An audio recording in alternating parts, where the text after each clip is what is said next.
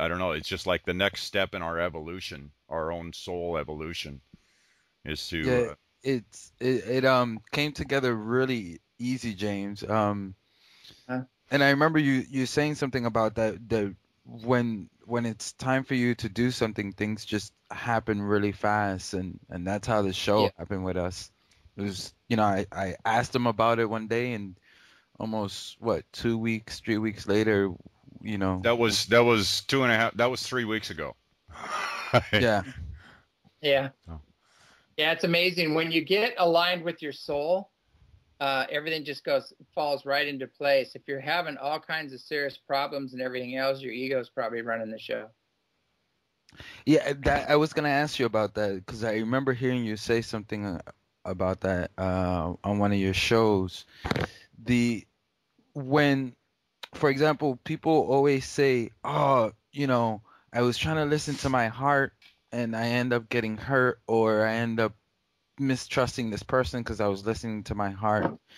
And so my question to you is that person really listening to their heart, or are they listening to an imitation of the Ego. heart? Yeah, to the ego. Yeah, it's tricky because you have to figure out what level of emotion you're working on, and sometimes people will have an experience. Oh God, I just felt I was supposed to do this, and it turned out so bad.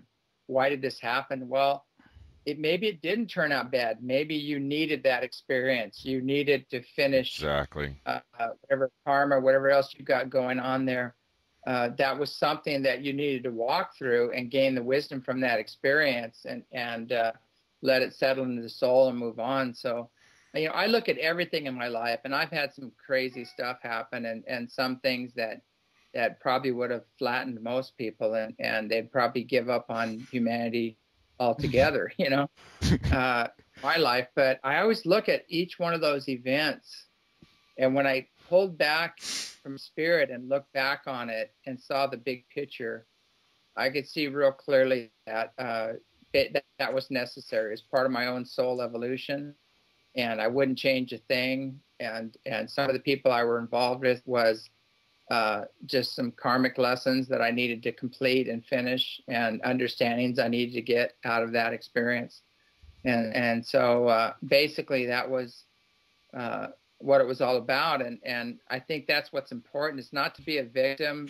Don't fall into the poor me, or I should have, could have. They say that hell is paved with I should have, I could have, or it shouldn't be this way. They have all these sayings about that.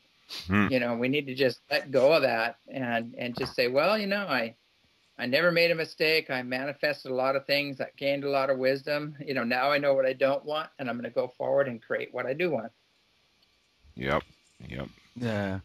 The I'm laughing in the background because I hear it so much, and it kind of makes me disappointed when I hear people say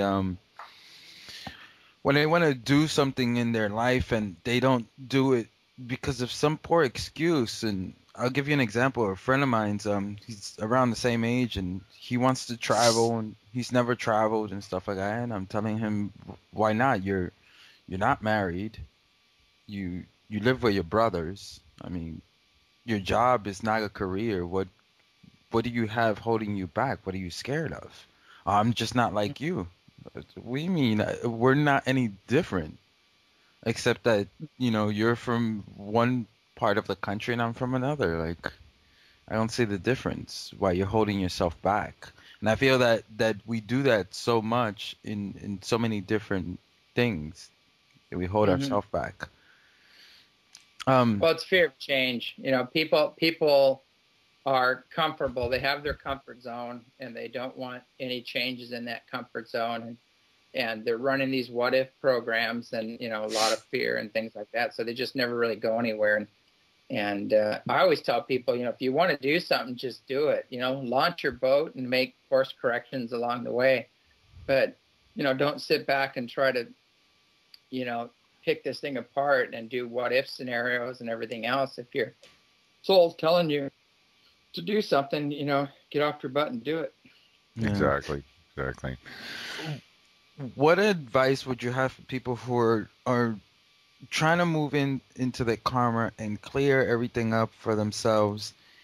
And we along the way we pick up so much baggage and we put it away, and then when we start to face our demons or just open the closet and everything just slaps you in the face, what advice would you have for those people? Because as far as for me, whenever you sit there and you face these emotions, they could be really strong, and sometimes to the point where you feel like you're about to be broken by them.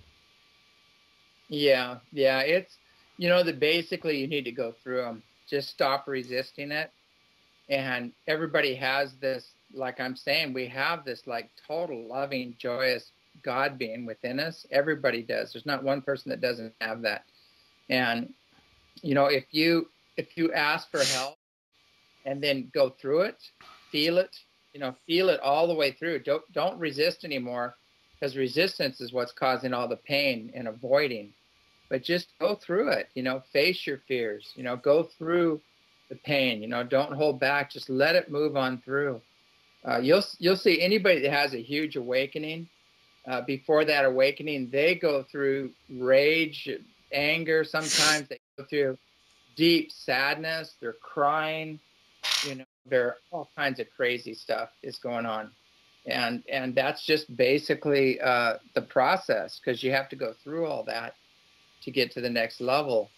So what I say is surrender. Just surrender to the God within you. Learn how to do the clearing work. You can. There's a lot of process-oriented therapies out there, and we do them as well. But find somebody that can help you bust through those. A safe place, or somebody you can talk to that you feel good about, that is connected, and just go through it. Just blast on through it. I'll never forget, I had this woman here, a mother and her daughter, and her daughter was just totally tapped in. Amazing girl. And so her mom came up, and we were doing some clearing work, and actually Isis started coming through.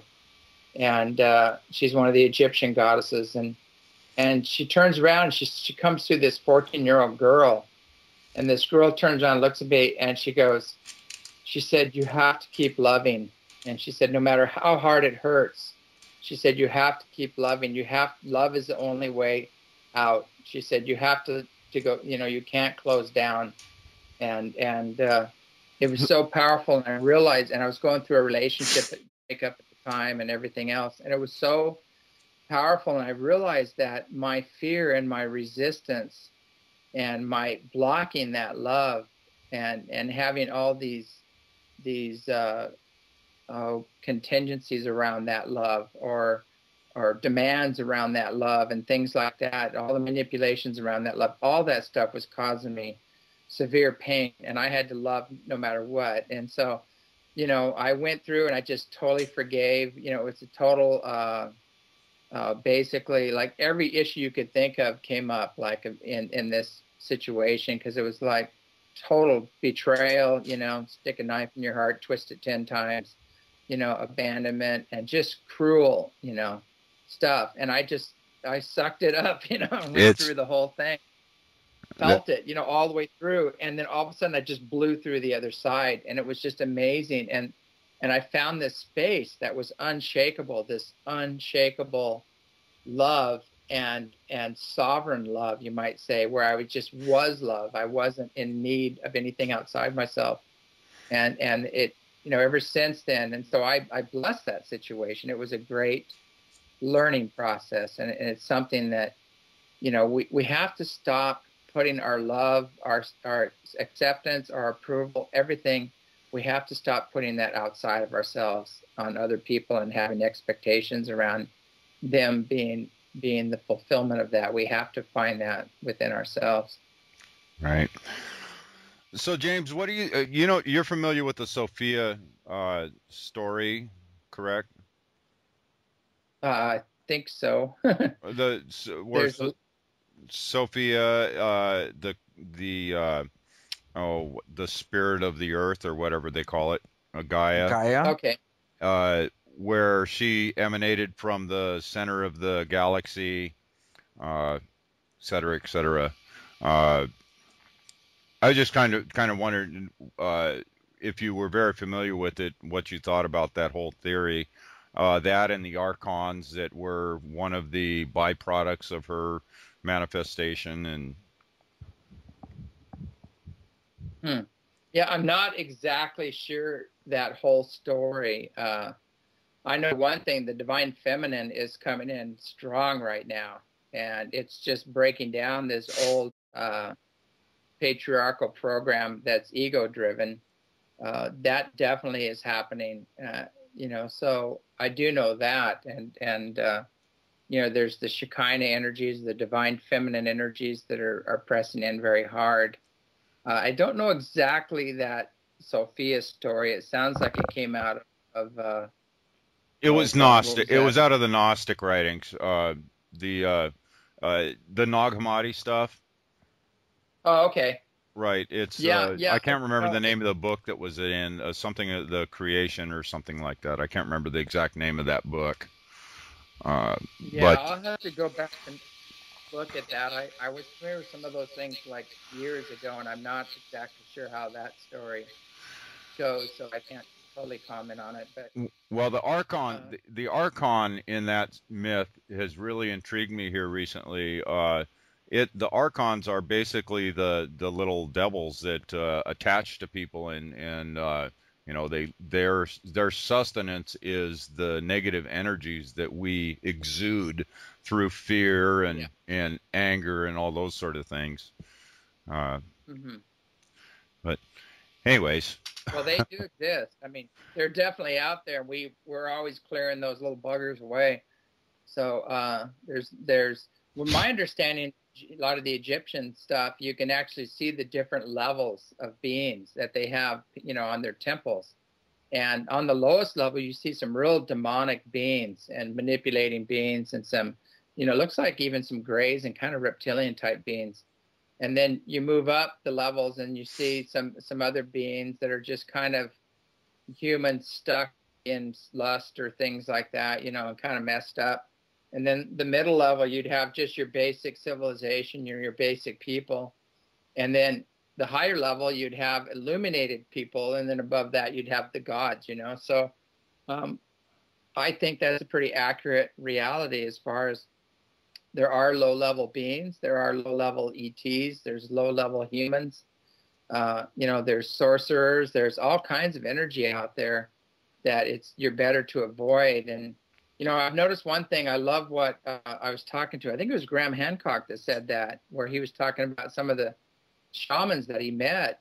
He said that there were some shamans that were not of the light. And he said they all hit that wall where they have a choice. Are they going to go into full service mode, or are they going to use their abilities for, either material gain or sexual gain or whatever? They're going to use their service to self, exactly. And they hit that wall and they have to make that decision. So I just see that, all of us have that choice, and I'm seeing there's a lot of people on the planet right now have totally aligned with service to self, and it's being amplified right now, and you can see it, with the banksters and the oil companies, everything else, and the pharmaceutical companies. It's like reckless greed with no respect for life on any level, and it's very sad that they've taken that path, but that path that is the downward spiral, and it will collapse, and it's not going to be part of the future of the earth. Right. Yeah. Well, this is all really closely parallels the raw material as far as what's happening in the world today. And they say that the service to self people can't go past the fifth dimension. There's just no way they physically, because the sixth dimension is unity. And that's completely opposite of the service to self, I don't think they can get into the fifth dimension. They're more in the fourth. But that's my understanding. The low levels on the fourth dimension are where a lot of this nonsense hangs out. And then you get up in the mid levels, and they're everyday people. And then the higher levels of the fourth dimension are teachers and You can have guides and healers and wonderful people there, but they're stuck on the wheel because they have some cultural or religious